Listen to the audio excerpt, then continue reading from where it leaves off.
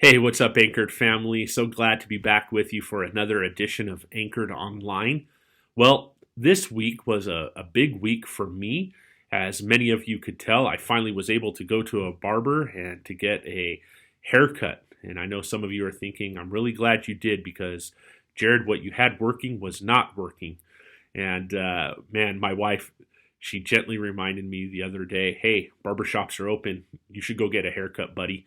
And so I did what any godly man does. He listened to his wife.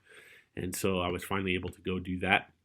And also, I was able to finally go and sit down at a restaurant, had a great meal, breakfast with my buddy Zach Olson. So just give a shout out to you, Zach. And of course, we went to our college group's favorite 24-hour diner. Not speaking of Denny's, Corky's, of course. And so if you haven't tried Corky's in Ukaipa, Zach Olson and the college group highly recommends that. And so, as I've been enjoying the loosening of restrictions this week, it got me thinking about this question: now what? Now what do we do? Now what do we do that restrictions are being loosened and we're able to get somewhat a sense of normalcy, even though things aren't fully back to what they were pre-COVID? Now what? What do we do? And I was reminded of this truth in Acts chapter 8, verse 4, that says this: those who had been scattered preached the word wherever they went. Again, those who had been scattered preached the word wherever they went. You know, life may look a lot different than it did pre-COVID. And even though I'm asking the question, now what do I do? The answer to that question is what the answer has always been to now what do I do? And that answer is this: we continue with the mission. We continue with the mission. And what I mean by that, of course, is the mission of going into all the world and making disciples of the nations. You see, life and circumstances and just things, they happen as we've all been experiencing the last few months. And while life changes and we get thrown curveballs and there's ups and downs, the mission of making disciples never changes.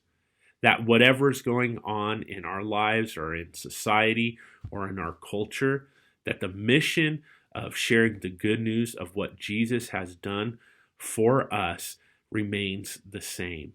And so my encouragement to you tonight, really what I want to share with you, is simply this: be open and available to how God wants to use you, especially now that restrictions are starting to loosen. Be open and available to how God might want to use you to speak His truth into the lives of the people around you. Be open and available to how God might want you to remind your believing friends of the truth and the promises and the goodness and the greatness of God. Be open and available to how God might want to use you to share Jesus with that person who is struggling and looking for answers, giving the unrest that we see in our society. Be open and available to sharing with people at the coffee shop the good news of Jesus as you hear and you listen and you engage in conversation. Be open and available to being used by God to preach the good news wherever you're at, with whoever you're with, for God's good, for your good and God's glory. I pray that God would richly use you because, listen, next to having a saving relationship with Jesus, the most exciting thing of the Christian life is being used by God to impact others for Jesus. And so I pray that that would be your experience as you start to enjoy the loosening of restrictions and as you continue to keep the mission of making disciples of the nations ever before you. May God bless you. May He use you. May He be glorified in and through you. God bless you guys. Bye bye.